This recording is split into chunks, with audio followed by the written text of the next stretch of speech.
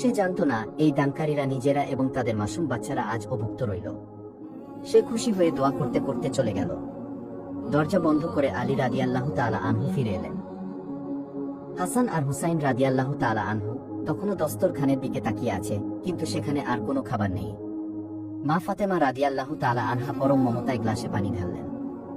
দুই সন্তানের মুখে পানি তুলে দিয়ে বুকে জড়িয়ে ধরলেন। চোখের পানি লুকাতে লুকাতে বললেন, আলহামদুলিল্লাহ, আল্লাহ আমাদের পানি তো দিয়েছেন। সেদিন ঘরের কেউ কোনো খাবার খেতে পারল না, কেবল পানি পান করে ক্ষুধার্ত পেটে তারা আল্লাহর শুকরিয়া আদায় করলেন। আসমানের ফেরেশতারা হয়তো এই দৃশ্য দেখে কেঁদে ফেলেছিল, কি অপরিসীম এই ত্যাগ। অতঃপর শুধুমাত্র পানি পান করে প্রথম রোজা পার হলো। সেহেরিতেও জুটল কেবল এক পেয়ালা পানি।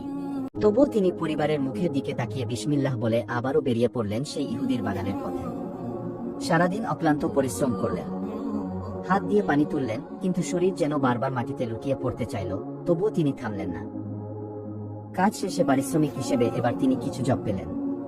তিনি ভাবলেন, আজ অন্তত ফাতেমা এই জব দিয়ে রুটি বানাতে পারবে, বাচ্চারা একটু শক্ত খাবার পাবে। আসরের পর মা ফাতেমা রাদিয়াল্লাহু তাআলা আনহা সেই জব পিষে আটা তৈরি করলেন এবং রুটি বানালেন। উনুন থেকে গরম রুটির ধোঁয়া বের হচ্ছে, সারাদিনের অভুক্ত হাসান ও হুসাইন সেই গ্রানে মাতোয়ারা। ক্ষুধার্ত চোখগুলোতে যেন আনন্দের ঝিলিক ফুটে উঠল। সূর্য ডুবে গেল এবং মসজিদ গরম রুটি। হযরত আলী রাদিয়াল্লাহু তাআলা আনহু রুটির টুকরো ছিঁড়তে যাবেন, ঠিক তখনই আবারও দরজায় কড়া নাড়ার শব্দ। দরজার ওপাশ থেকে একটি ক্ষুধার্ত শিশুর করুণ আর্তনাদ ভেসে এলো, ওহে নবীর পরিবার, আমি এক বাবা মা হারা এতিম, আমার কেউ নেই। ক্ষুধার জ্বালায় আমি হাঁটতে পারছি না, আপনারা কি আমাকে একটু খাবার দেবেন? আল্লাহ আপনাদেরকে এতিমদের বন্ধু হিসেবে কবুল করবেন। এতিম শব্দটি শোনা মাত্রই ফাতেমা রাদিয়াল্লাহু তাআলা আনহার বুক কেঁপে উঠল। তিনি তো জানেন তার বাবা বিশ্ব নবী রাসূল সাল্লাল্লাহু আলাইহিস সালাম নিজেও এতিম ছিলেন এবং তিনি এতিমদের কতটা ভালোবাসতেন। তিনি আলী রাদিয়াল্লাহু তাআলা আনহুর দিকে তাকালেন। হাসান ও হুসাইন রাদিয়াল্লাহু তাআলা আনহুর মুখের দিকে তাকালে কলিজা ফেটে যায়, কিন্তু দরজায় দাঁড়ানো এতিমকে ফেরাবেন কি করে? হযরত আলী রাদিয়াল্লাহু তাআলা আনহু দীর্ঘশ্বাস ফেলে বললেন, ফাতেমা, আমাদের বাচ্চারা তো মা বাবার আশ্রয়ে আছে, কিন্তু ওই এতিম শিশুটির তো কেউ নেই। এই খাবার ওর বেশি প্রয়োজন। হযরত ফাতেমা রাদিয়াল্লাহু তাআলা আনহা বিনা বাক্যে চোখের পানি মুছে সেই গরম রুটিগুলো তুলে নিলেন। আলী রাদিয়াল্লাহু তাআলা আনহু দরজায় গিয়ে এতিম শিশুটির হাতে সব খাবার তুলে দিলেন। শিশুটি খুশিতে কাঁদতে কাঁদতে চলে গেল। হযরত আলী রাদিয়াল্লাহু তাআলা আনহু ফিরে এসে দেখলেন হাসান ও হুসাইন রাদিয়াল্লাহু তাআলা আনহু ক্ষুধায় নিস্তেজ হয়ে মেঝেতে শুয়ে পড়েছেন। মা ফাতেমা রাদিয়াল্লাহু তাআলা আনহু তাদের মাথায় হাত বুলিয়ে দিলেন। অত দিনের সকালে হযরত আলী রাদিয়াল্লাহু তাআলা আনহু আর উঠে দাঁড়াতে পারছেন না। মা ফাতেমা রাদিয়াল্লাহু তাআলা আনহার চেহারা এতটাই ফ্যাকাশে হয়ে গেছে যে মনে হচ্ছে শরীরে এক ফোঁটা রক্ত নেই। হাসান ও হুসাইন রাদিয়াল্লাহু তাআলা আনহু কথা বলার শক্তিও হারিয়ে ফেলেছেন। তারা শুধু ফ্যালফ্যাল করে তাকিয়ে আছেন। তবুও হযরত আলী রাদিয়াল্লাহু তাআলা আনহু হামাগুড়ি দিয়ে ওঠার চেষ্টা করলেন। তিনি জানেন আজকে যদি কিছু না আনা হয় তবে হয়তো তার পরিবার না খেয়েই মারা যাবে। মনের অদম্য জোরে তিনি আবারও কাজের সন্ধানে বের হলেন। সারাদিন কাজ করার মতো শক্তি তার ছিল না, তবুও আল্লাহ তাকে গায়েবী শক্তি দিলেন। কাজ শেষে তিনি আবারও সামান্য কিছু খাবার নিয়ে ঘরে ফিরলেন। মা ফাতেমা রাদিয়াল্লাহু তাআলা আনহা থরথর করা কাপা হাতে সেই খাবার প্রস্তুত করলেন। দিগন্তে সূর্যের লাল আবানি ভেজাচ্ছে। মদিনার আকাশে নেমে আসছে নীরব অন্ধকার। 3 দিনের অভুক্ত পেট, শরীর আর মানছে না। আজ খাবার খেতেই হবে, নইলে প্রাণ বাঁচানো দায়। ঠিক ইফতারের আগ মুহূর্তে নীরবতা ভেঙে দরজায় করাঘাতের শব্দ শোনা গেল। হযরত আলী এবং মা ফাতেমা রাদিয়াল্লাহু তাআলা আনহা চমকে উঠলেন। তারা একে অপরের দিকে তাকালেন, আজও কি কেউ আসবে? বাইরে থেকে একটি ভারী কিন্তু কাতর কণ্ঠ ভেসে এলো। আমি এক মজলুম কয়েদি, আমি ভীষণ ক্ষুধার্ত। আমি জেল থেকে ছাড়া পেয়েছি, কিন্তু খাবার জুটছে না। ওহে দয়ালু পরিবার, আমাকে কি এক লোকমা খাবার দেবে? এবার ঘরে কোনো কথা হলো না, শুধু নীরব কান্নার শব্দ শোনা গেল। হযরত আলী রাদিয়াল্লাহু তাআলা আনহু হাসান ও হুসাইন রাদিয়াল্লাহু তাআলা আনহুর দিকে তাকালেন। বাচ্চারা আজ আর খাবারের জন্য হাত বাড়ালো না। তারা বুঝে গেছে এই ঘর থেকে কেউ খালি হাতে ফিরে যায় না। তারা তাদের ছোট্ট ছোট্ট হাতে ইশারা করলো, দিয়ে দাও বাবা, দিয়ে দাও। হযরত আলী রাদিয়াল্লাহু তাআলা আনহু কাঁপতে কাঁপতে উঠলেন। 3 দিনের অনাহারের পরেও জীবনের শেষ সম্বলটুকু, মুখের শেষ গ্রাসটুকু তুলে দিলেন সেই কয়েদির হাতে। কয়েদি খাবার নিয়ে চলে গেল। দরজা বন্ধ করে আলী রাদিয়াল্লাহু তাআলা আনহু ধপ করে বসে পড়লেন। মা ফাতেমা রাদিয়াল্লাহু তাআলা আনহু পানি এগিয়ে দিলেন। দিন 3 রাত টানা 72 ঘন্টারও বেশি সময় ধরে তারা কেবল পানি খেয়ে রোজা রাখলেন। তারা যখন পানি মুখে দিলেন তখন তাদের মনে কোনো অভিযোগ ছিল না, বরং ছিল এক প্রশান্তি। তারা আল্লাহর দরবারে হাত তুলে বললেন, হে মহান আল্লাহ, তুমি সাক্ষী থেকো, আমরা আমাদের মুখের গ্রাস দিয়ে তোমার সৃষ্টিকে খুশি করেছি। তুমি আমাদের ওপর রাজি হয়ে যাও, আমাদের আর কিছুই চাওয়ার নেই।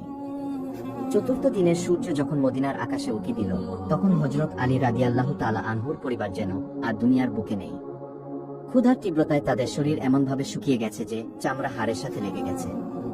হযরত আলী রাদিয়াল্লাহু তাআলা আনহু দেখলেন জান্নাতের 2টি ফুল, হাসান ও হুসাইন রাদিয়াল্লাহু তাআলা আনহু ক্ষুধার যন্ত্রণায় বিছানা থেকে ওঠার শক্তিটুকু হারিয়ে ফেলেছেন।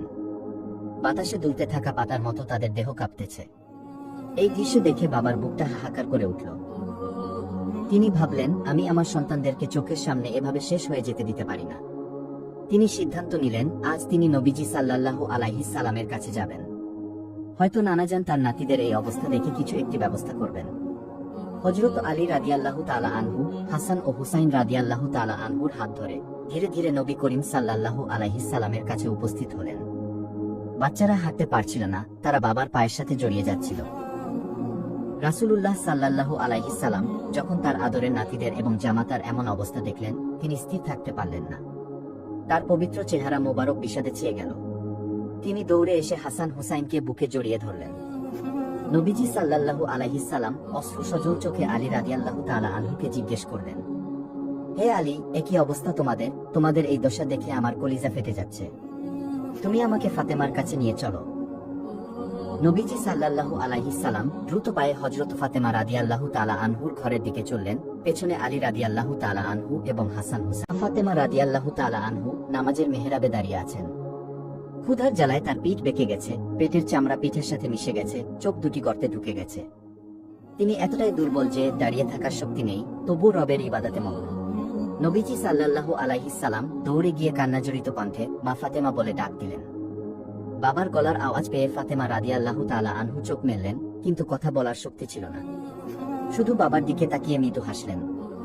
ঠিক সেই মুহূর্তে যখন নবীজি সাল্লাল্লাহু আলাইহি সাল্লাম তার মেয়ের কষ্ট দেখে কাঁদছিলেন, তখন ঘরের পরিবেশ হঠাৎ পাল্টে গেল। একটি অপার্থিব নূরে ঘরটি আলোকিত হয়ে উঠল। আল্লাহর নির্দেশে হযরত জিবরাইল আলাইহিস সালাম হাসিমুখে সেখানে উপস্থিত হলেন। তিনি বললেন, হে আল্লাহর রাসূল, মহান আল্লাহ তাআলা আপনাকে সালাম জানিয়েছেন এবং আপনার এই পরিবারের প্রতি তিনি অত্যন্ত সন্তুষ্ট। আল্লাহ এই পরিবারের ত্যাগের বিনিময়ে এমন কিছু পাঠিয়েছেন যা কিয়ামত পর্যন্ত মানুষ স্মরণ করবে। অতঃপর জিবরাইল আলাইহিস সালাম পবিত্র কুরআনের সূরা আদ-দাহর বা সূরা ইনসানের আয়াতগুলো তিলাওয়াত করলেন। তারা আল্লাহর প্রেমে অভাবগ্রস্ত এতিম ও বন্দীদের খাবার দান করে এবং বলে, আমরা তো কেবল আল্লাহর সন্তুষ্টির জন্যই তোমাদের খাওয়াচ্ছি। আমরা তোমাদের কাছে কোনো প্রতিদান বা কৃতজ্ঞতা চাই না। আল্লাহ জানালেন, জান্নাতবাসী হওয়ার সুসংবাদ এই পরিবারের জন্য অবধারিত হয়ে গেছে। তাদের এই 3 দিনের ক্ষুধার্ত থাকার বদলাতে আল্লাহ তাদের জন্য জান্নাতের রেশমি পোশাক এবং চিরস্থায়ী সুখ প্রস্তুত রেখেছেন। অতঃপর জিবরাইল আলাইহিস সালাম চলে যাওয়ার পর নবীজি মহান রবের কাছে হাত তুললেন। তিনি বললেন, হে আল্লাহ, আমার এই পরিবার তোমার জন্য নিজেদের সবটুকু বিলিয়ে দিয়েছে, তুমি এদের প্রতি রহমত করো। এই প্রার্থনা করার সাথে সাথে হঠাৎ ঘরের কোণে একটি ঢেকে রাখা পাত্র দেখা গেল, যা আগে সেখানে ছিল না। ঘরটি এক জান্নাতি সুবাসে ভরে উঠল, যে সুবাস দুনিয়ার কোনো সুগন্ধির মতো নয়, বরং তা মেশকে ও আম্বরের চেয়েও উত্তম। নবীজি সাল্লাল্লাহু আলাইহিস সালাম বললেন, হে ফাতেমা, উঠো, আল্লাহ তোমার সবরের প্রতিদান দুনিয়াতেই পাঠিয়ে দিয়েছেন। যখন পাত্রের ঢাকনা সরানো হলো, দেখা গেল তাতে এমন সব খাবার, গরম গোশত, রুটি আর তাজা ফল, যা দুনিয়ার কেউ কোনোদিন দেখেনি। বাষ্প ওঠা সেই খাবার থেকে নূরের আভা বের হচ্ছিল। নবীজি সাল্লাল্লাহু আলাইহিস সালাম নিজ হাতে হযরত আলী, মা ফাতেমা এবং হাসান হুসাইনকে সেই জান্নাতি খাবার খাইয়ে দিলেন। আশ্চর্যের বিষয় হলো, এক লোকমা খাবার মুখে দিতেই তাদের 3 দিনের সমস্ত ক্লান্তি, দুর্বলতা আর ক্ষুধার যন্ত্রণা মুহূর্তেই দূর হয়ে গেল। তাদের শরীরে ফিরে এলো আগের চেয়েও বেশি শক্তি, চেহারায় ফুটে উঠল পূর্ণিমার চাঁদের মতো লাবণ্য। খাবার শেষে তারা যখন মহান রবের দরবারে শুকরিয়া আদায় করার জন্য সিজদায় লুটিয়ে পড়লেন, তখন নবীজি সাল্লাল্লাহু আলাইহিস সালাম বললেন, হে আলী, হে ফাতেমা, তোমরা এই পরীক্ষায় উত্তীর্ণ হয়েছ। আল্লাহ তোমাদের এই ত্যাগের কথা কিয়ামত পর্যন্ত কুরআনের আয়াতে অমর করে রাখলেন। সেই দিন মদিনাবাসী